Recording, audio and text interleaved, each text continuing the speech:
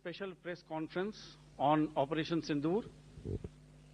We will begin with opening statements by the three senior officers to my right here, who have been directly overseeing operations during Operation Sindoor.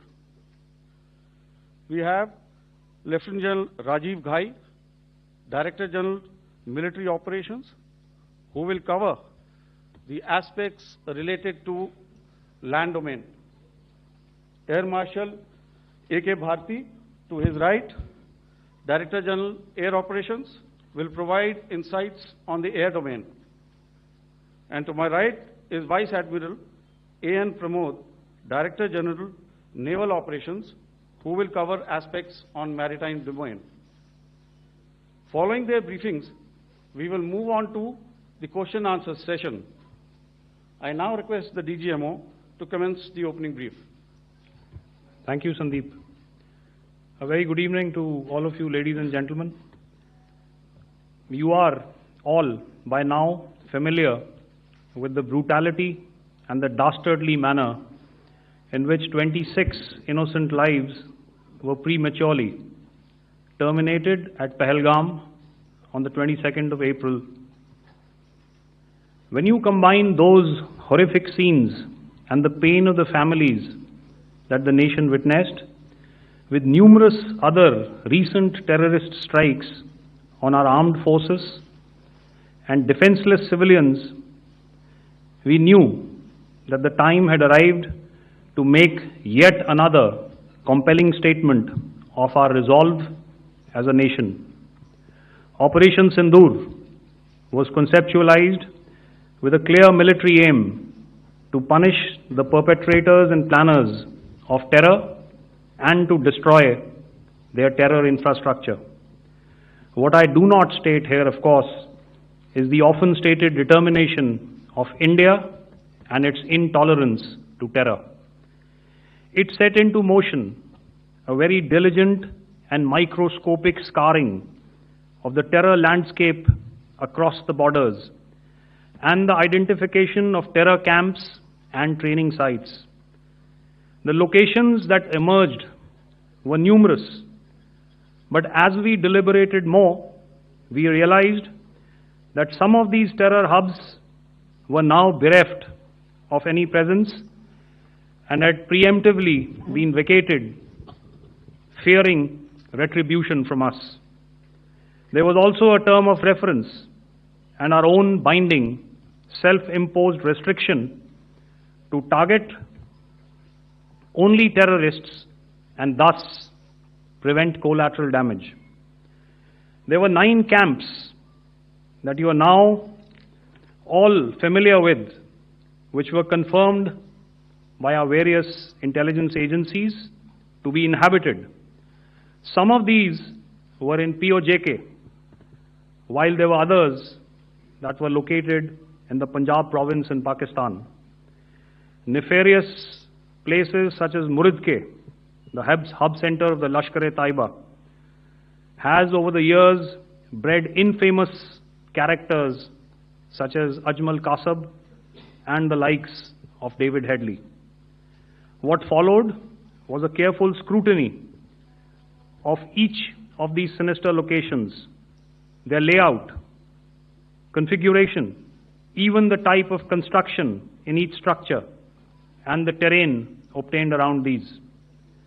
This was with an obvious intent to deduce and identify the exact vector that was required for their neutralization, as also the eyes in the sky that we would send up to ensure that we brought back evidence that we had indeed targeted what we set out to.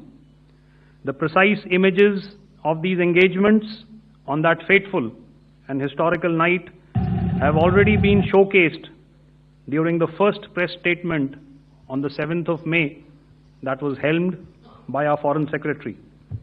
I have no doubt in my mind that we achieved total surprise, and those strikes across those 9 terror hubs left more than 100 terrorists killed, including high-value targets such as Yusuf Azhar, Abdul Malik Rauf, and Mudassir Ahmed that were involved in the hijack of IC-814 and the Pulwama blast.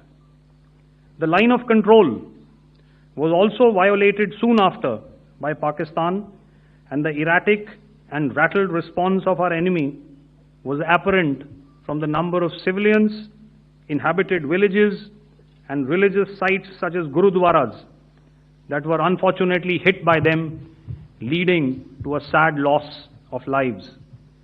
The Indian Air Force played a major part in these strikes by engaging some of these camps, and the Indian Navy provided wherewithal in terms of precision munitions. The Indian Air Force obviously had their assets up in the sky, and I will here request Air Marshal Bharti, the Director General of Air Operations, to detail for you the methodology that the men in blue adopted to successfully manifest this mission. Thank you, Rajiv. A very good evening, ladies and gentlemen. It indeed is a difficult time that we have to come here like this and brief you. We could have done without this, but we had no choice. As the DGMO has detailed, the event was precipitated by the dastardly act at Pahalgaon. The sequence of events have already been detailed. We carefully selected the targets, and out of the 9 selected targets, the target systems that were given to the Indian Air Force were the notorious training camps at Bhavalpur and Muridke, these being further from the international boundary.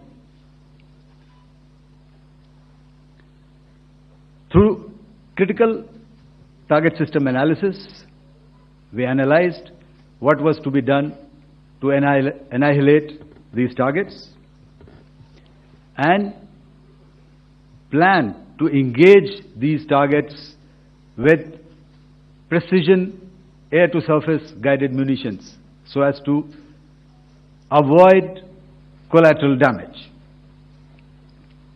The modalities of planning process I will not go through at this instant. However, what I would like to show you is the results that we achieved through our targeted air strikes. Could I have the second slide, please?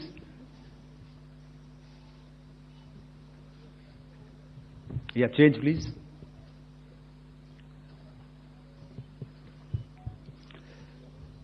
Okay. This is what the terror infra at Muridke looks like. If you see, north is as indicated, and to the right is east, where the international boundary lies. Could we have the next slide, please?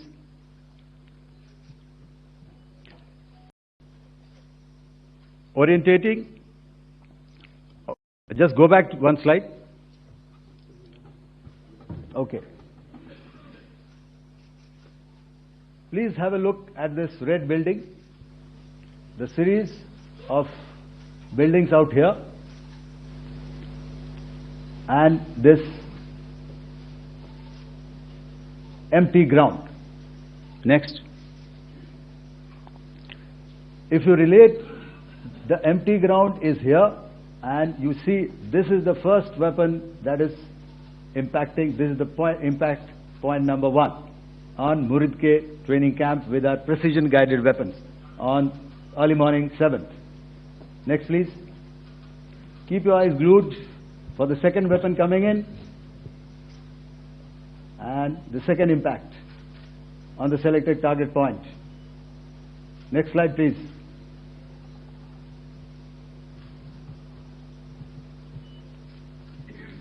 Third weapon, third impact. Continue. And fourth weapon, fourth impact. So through these targeted and precision targeting, we addressed the target at Muridke, which was the turning infrastructure. Can you hear me? All right. Okay, I'll come closer to the mic. Now we go to the next target, which is the Bhavalpur training camp. Next slide, please. Okay, just wait. So the effect, if you see, the impact point, if I can point out, this is the impact point. The ammunition has gone through the roof and it has created a blast inside, the photographs of which you would have, all of you would have seen.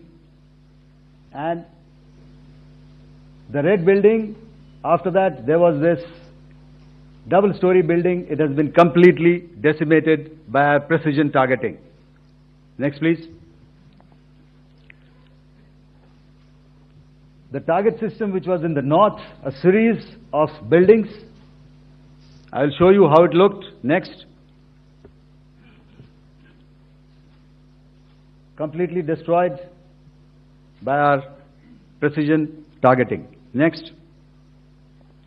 Now coming to Bhavalpur, this is the target complex that we are dealing with, a fairly large target complex. So we had to carefully choose the points that we needed to address, which were high value and which would meet our stated objectives of eliminating the terrorists. I would like to draw your attention to this red canopy, and in relation to that, I would cover the targets. One target system is a series of buildings here, other one here, and other one out here. Next slide, please. This is how it looked before, and this is how the building looked after the impact of the weapon. And orientation in relation to this red canopy, you can see here. Next, please. Before, next, and after. The roofs have completely collapsed. Next. This is the target system. Next. Precision targeting, and we have achieved our objectives here. Next. All right. So that was what we did on the 7th. Our objective was to address these two terrorist camps, and that we did with precision. And thereafter, we maintained a robust air defense posture, because remember, our objective was to target the terrorists and terrorist infrastructure, not any other infrastructure, not the Pakistani military, not the Pakistani any other infrastructure. So that is what we have maintained on the 7th of May. However, what we saw in the evening of 7th of May, we were saturated with a raid of Pakistani unmanned aerial vehicles and small drones.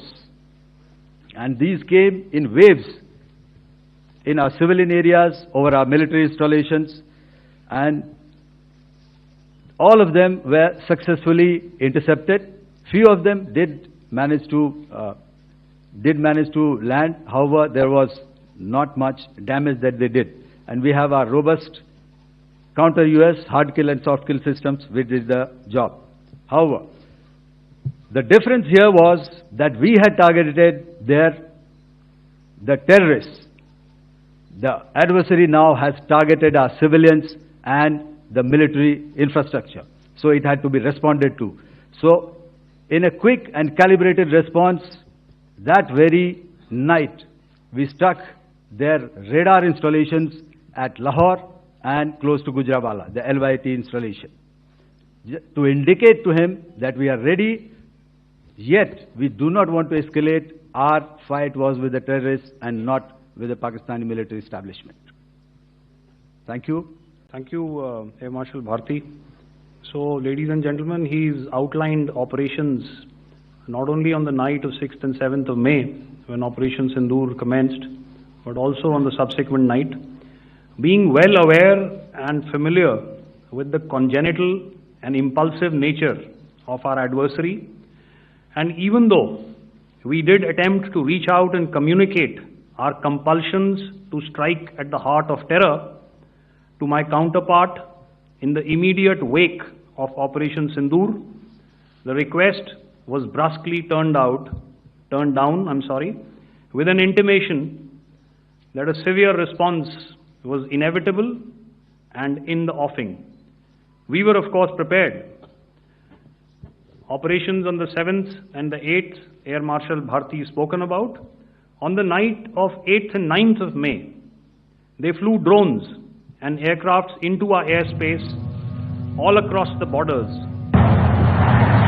and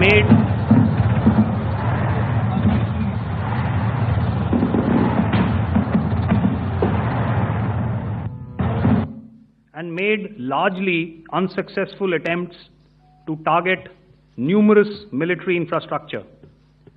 Violations on the line of control by Pakistan also commenced yet again and precipitated into fierce arty engagements. The air operations on the night of 8th and 9th of May, I'll yet again request the DG Air Operations to cover.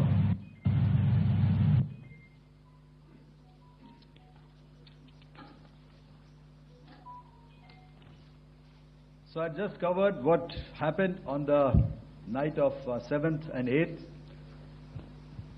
What we found that on the night of 8th and 9th, starting as early as 22:30 hours, our cities had a mass raid of drones, unmanned aerial vehicles, UCAVs, starting right from Srinagar, going down right up to Nalia. It was a mass raid in waves, and it was relentless. However, we were prepared, and our air defense preparedness ensured that there is no damage on ground or to any of the intended targets that the enemy might have planned for. The difference between 7th night and 8th night was that on 7th night, he sent in his Jihad class of UAVs. However, these UAVs can go some distance, they are armed. However, on the 8th, less numbers of armed UCAVs were there or UAVs were there, and more numbers of quadcopters, maybe for surveillance or just for harassment of civilians. This continued till midnight. Our air defense preparedness ensured that there was no damage on the ground, either to the military installations or to the civilians. However, the enemy had yet again shown that he wanted to up the ante and he wanted a fight, and we were up to the task. In a measured and calibrated response, we once again targeted his military installations, which included his SAM sites at Malirkant. This also included his surveillance radar sites at Lahore and close to Gujranwala. These were suitably addressed, and thereafter his drone attacks continued even till morning, which we countered, and during the daytime there was some respite. Here I would like to bring out another aspect. What we found was that while the drone attacks were being launched from somewhere close to Lahore, enemy had allowed his civilian aircraft to also continue to fly out of Lahore.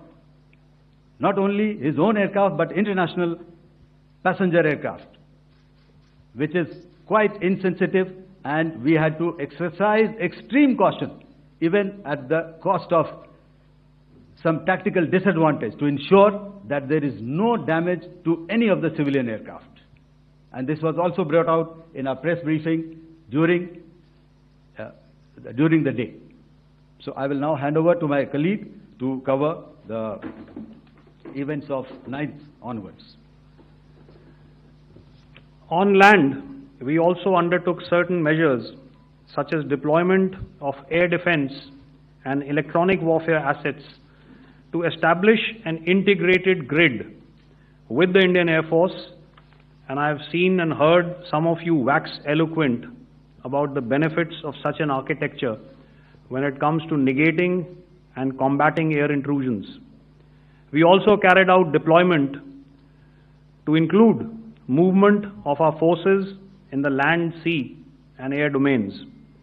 The night of the 9th and the 10th of May saw similar intrusions by drones and aircrafts, and this time there was a concerted effort to target airfields and some very, very important logistic installations, albeit yet again unsuccessful and denied gallantly and efficiently, I must say, by the integrated Indian Air Force and Indian Army Air Defense.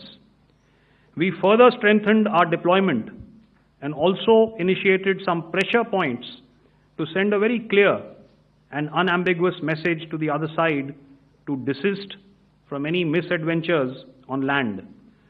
Some of the airfields and dumps saw repeated attacks in waves from the air. All were thwarted. The Pakistan Army has reported to have lost approximately 35 to 40 personnel in artillery and small arms firing on the line of control between the 7th and the 10th of May. What the other side had probably also not reckoned with was the speedy and precise turnaround and hit back by the Indian Air Force. And I will yet again ask Air Marshal Bharti to speak about these significant and game-changing strikes. I will thereafter request Vice Admiral Pramod, my colleague and Director General of Naval Operations, to tell us about some very telling naval maneuvers in the Arabian Sea that exerted pressure on the night of 9th and 10th of May. Over to you, sir. Thank you. Commencing about 2000 hours, that is 8 p.m. local time, on 8th of May, several Pakistani unmanned aerial systems, drones, combat vehicles attacked multiple IF bases. These included Jammu, Udhampur, Pathankot, Amritsar, Bhatinda, Nal, Dalhousie, Thois, Jaisalmer, Uttarlai, Falodi, Nalia. These were almost simultaneous and they came in waves. All our AD guns and other systems were waiting for them. All these waves were neutralized by our trained crew using the air defense systems that they have, and also some of them were utilized using our legacy systems like Pechoras and IF Summer, which we have recently acquired. And some were neutralized by the Garud snipers. There was no damage on ground from these incursions and these mass raids, if I could call them, from the Pakistani side. However, following these relentless attacks on our air bases, on our forward positions, and on our civilian targets, this was time to convey some message to our adversaries. And therefore, a decision was taken to strike where it would hurt. And towards that, in a swift, coordinated, calibrated attack, we struck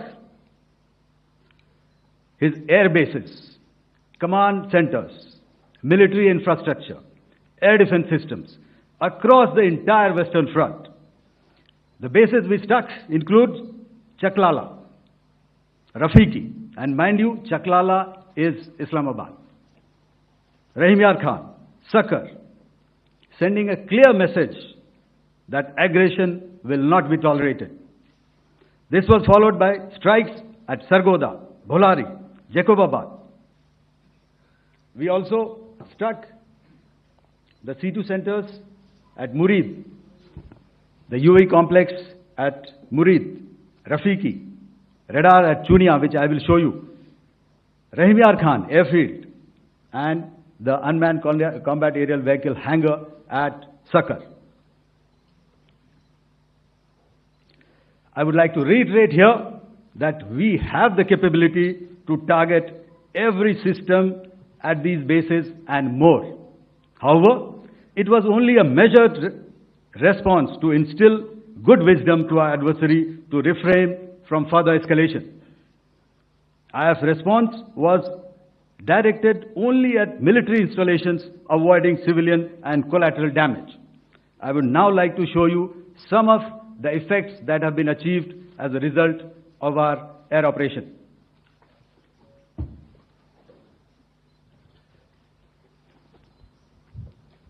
Here is the Pasrur air defense system. If you could see, zoomed up view. This is the radar mounted on a high tower.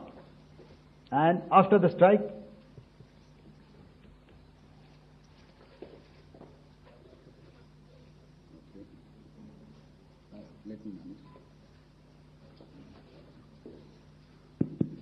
thank you. Can you hear me? Yeah, thank you. And after the strike, this is what has happened. This radar has been taken out, completely burnt. Next slide, please. The Chunia air defense radar, which was taken out on 7th and 8th. This is the radar site.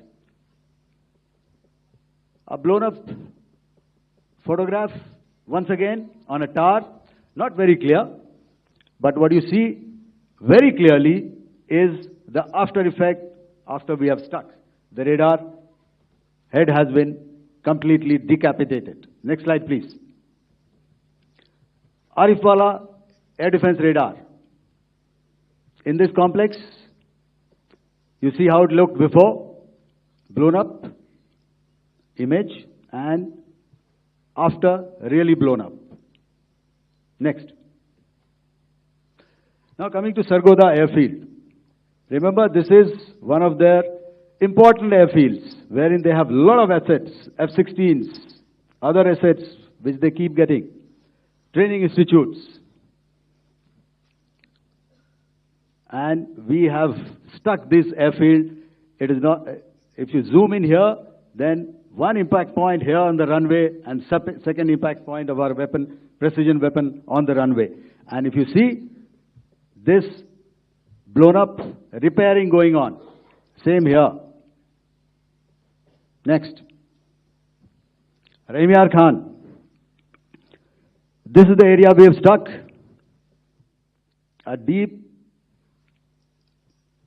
strike out here and one complex here.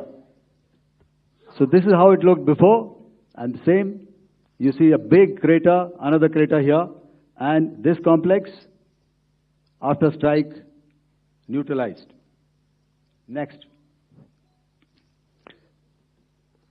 Chaklala airfield, Noor Khan, once again a major air base, a lot of their logistic assets out here. This was the chosen complex that we intended to strike and convey a message. Next slide, please. This is how it looked before, and this is how it looked after our strike. Next. Sakar. We chose the radar site at Sakar. This is the radar site, and after it was struck, this is the aftermath, completely burnt out. Next, please. Aircraft shelter. This is how it looked before the strike, and this is how it looked after the strike. The roof of the buildings completely caved in and burnt. Next. Bolari airfield, aircraft hangar. This is how it looked before, and this is how it looked after the precision strike. Next. Jacobabad, aircraft hangar, and this is how it looked after. Next. So what I'm trying to convey here, ladies and gentlemen, is to start with, our fight was neither with the Pakistani military nor with anybody else who's there on the other side. our fight was with the terrorists.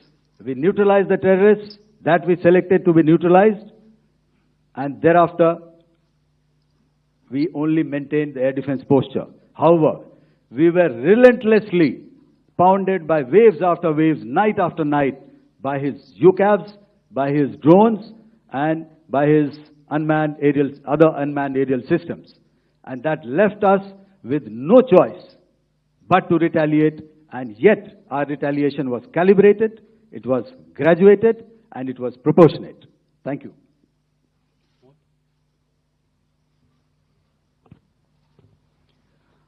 Good evening, ladies and gentlemen. In the aftermath of the cowardly attacks on innocent tourists at Pahalgam in Jammu and Kashmir by Pakistani-sponsored terrorists on 22nd April, the Indian Navy's Carrier Battle Group, surface forces, submarines and aviation assets were immediately deployed at sea with full combat readiness in concert with the joint operation plan of the Indian Defence Forces.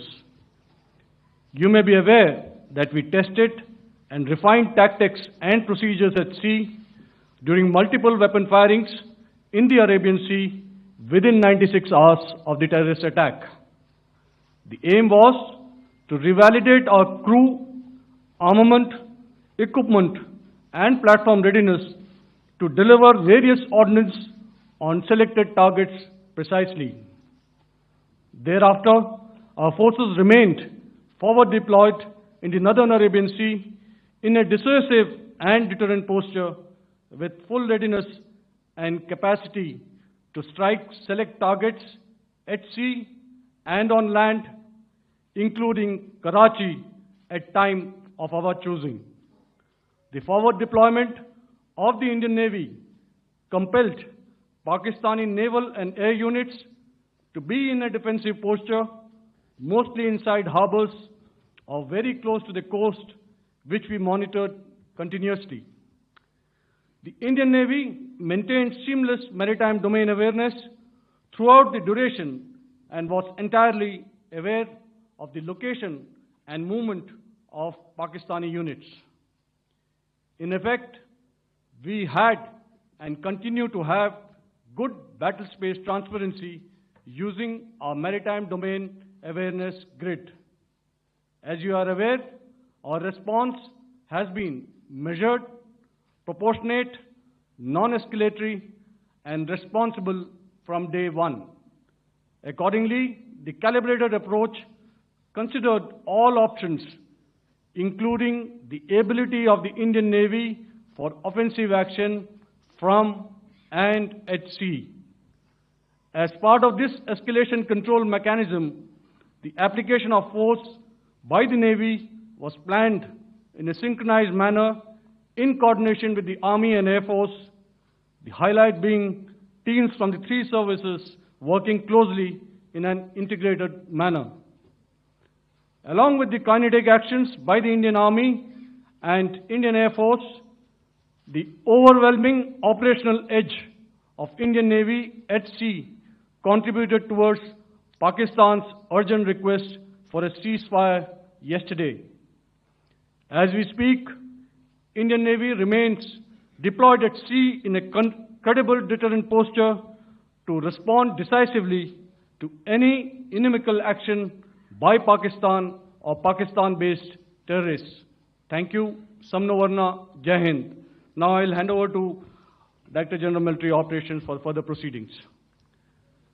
Ladies and gentlemen, on the 10th of May, in the morning, even as we were getting into a huddle to wargame the events of the previous night, a routine exercise, I received a message on hotline from my counterpart in Pakistan seeking my willingness to communicate. Since our initial aim was to strike at terror camps, and all our actions in the subsequent days were in response to the intrusions and violations by the Pakistan Air Force and its army, it was decided that I would indeed speak with my counterpart.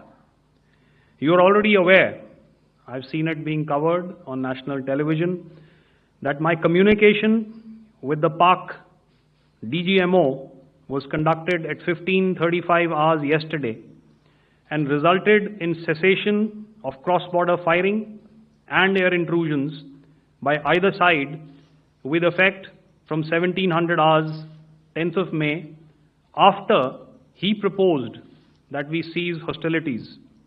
We also decided to further speak on the 12th of May, that's tomorrow, at 1200 hours, to discuss the modalities that would enable the longevity of this understanding.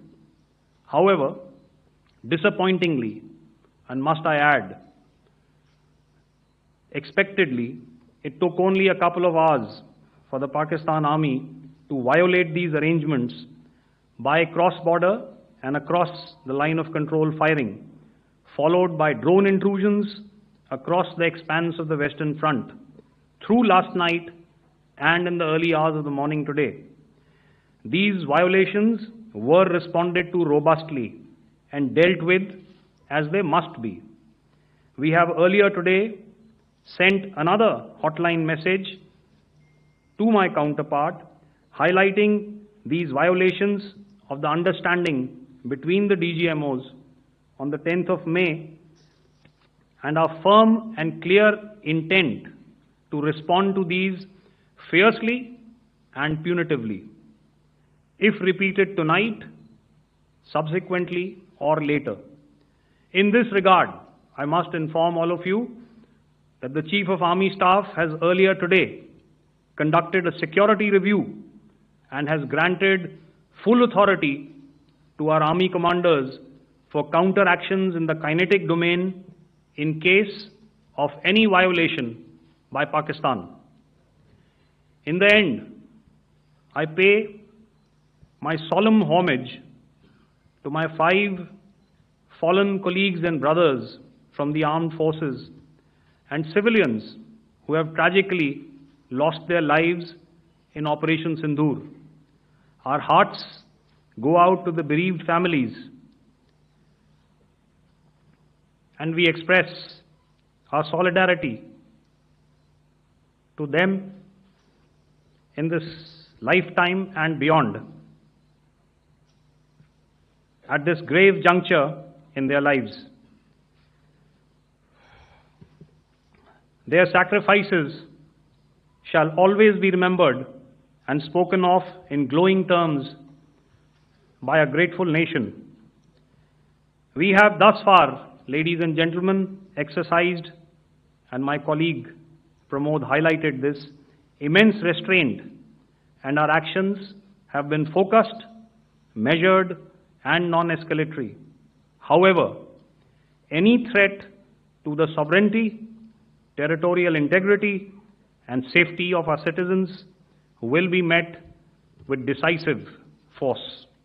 Jai Hind.